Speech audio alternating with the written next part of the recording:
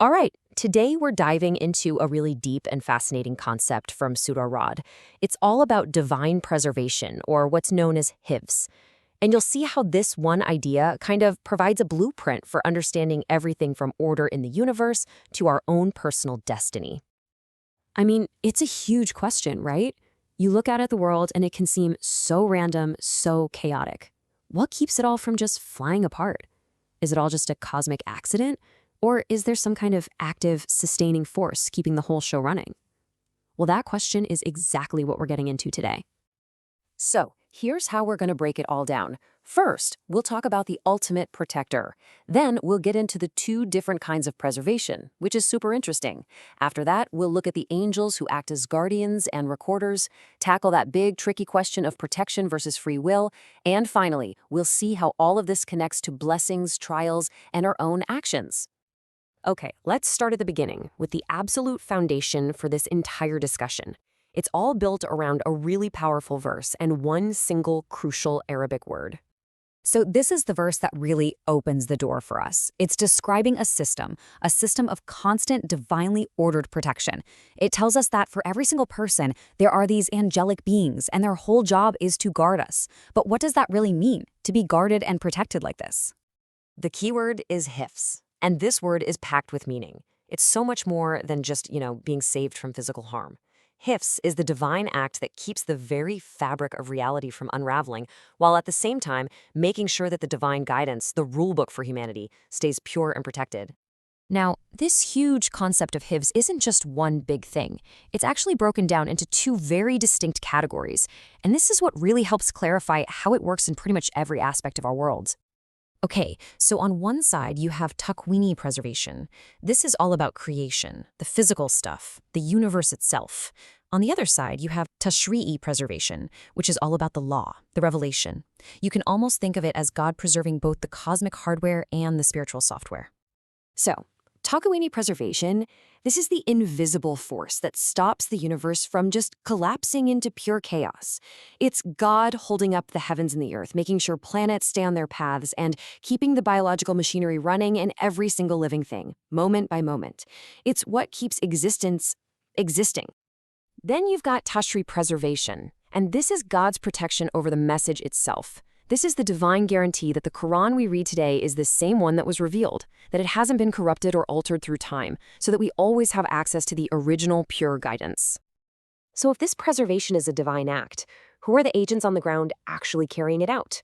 Well, that verse we started with gives us a pretty specific answer. It's the angels.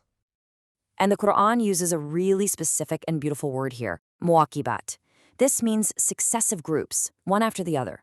It implies that these guardian angels work in shifts, covering the day and the night. It means there's never, ever a moment when a person is without this divinely commanded company. And their job description has two main parts. First, they are bodyguards. They protect us from all kinds of potential disasters that are not destined to happen to us. But second, they are also scribes. They are meticulously recording every single thing we do, good or bad. They're both our protectors and the witnesses to our lives. And this, of course, brings us to a really challenging question. I'm sure it's on your mind. It's the paradox that a lot of people grapple with when it comes to faith. Yeah, if we have these guardian angels with us 24/7, then why do people get sick? Why do horrible accidents happen? Why does it sometimes feel like that protection just isn't there? Let's take a look at how this is explained. So here's the absolute key to understanding this. Divine preservation is the default setting. It's the norm, but it doesn't just erase two other massive principles. Number one, our own free will and the consequences of our choices. And number two, something called a divine decree. And that concept is qadar, or the divine decree. You can think of it like this. When a definitive, predestined event is scheduled to happen, whether it's a trial, a sickness, or the end of someone's life, the angel's protective mission for that specific event is put on hold. They are commanded to stand down. The decree of God takes priority, so they protect us from what is not decreed, not what is. And that brings us to the final piece of the puzzle, and maybe the most powerful part of the verse, because it flips the script from divine action and puts the spotlight right back on human responsibility, connecting them in this incredible way.